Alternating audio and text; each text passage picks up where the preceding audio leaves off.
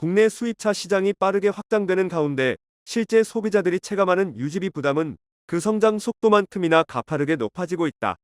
최근 조사에서 수입차의 평균 정비 수리 비용이 국산차 대비 약 2.7배에 달한다는 결과가 발표되면서 수입차 유지비 폭탄이라는 말이 더 이상 과장이 아니라는 지적이 나온다.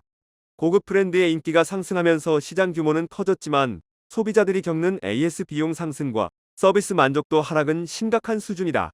차량 가격은 낮아졌지만 정비비는 오히려 높아진 이 역전 현상을 두고 업계에서는 구매 진입 장벽은 낮아지고 유지 비용의 장벽은 더욱 높아진 모순된 구조라고 분석한다.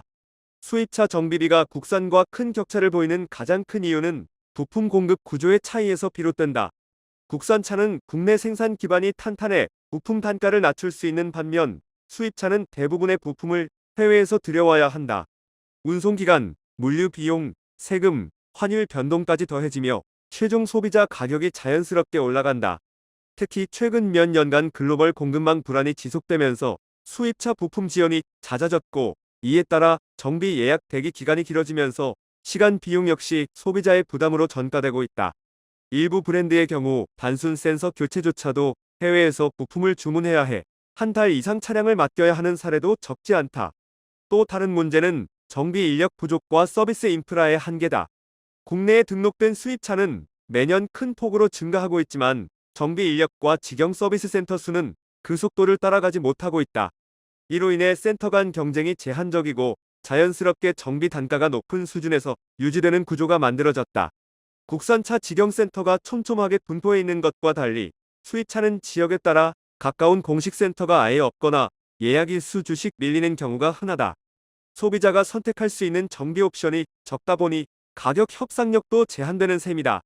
게다가 브랜드별 정책에 따라 표준 공임이 높은 경우가 많아 단순한 오일 누유 수리에도 과도한 비용이 청구되는 현실이 반복되고 있다.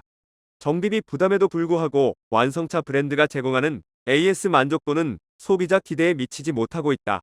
조사에 따르면 국산차의 불만 제기 비율이 한 자릿수에 머문 반면 수입차는 그보다 높은 비율을 보이며 신뢰도 문제를 드러냈다.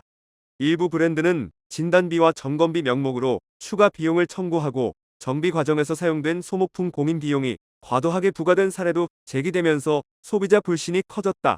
특히 보증기간 내에도 점검 세트 항목을 이유로 유상 결제를 요구받았다는 사례도 적지 않아 소비자들은 차값보다 서비스가 더 사치품 같다며 불만을 토로한다.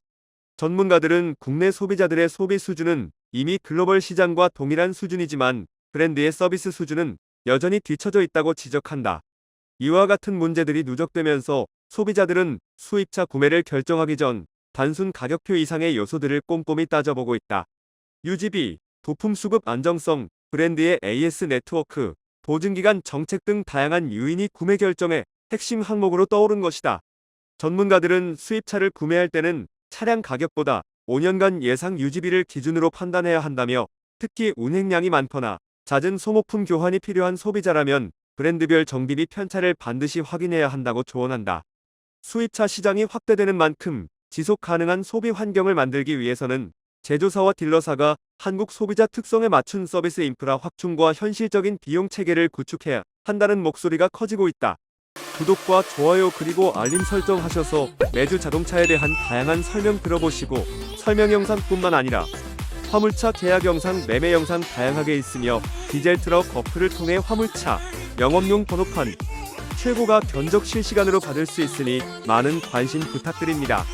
감사합니다.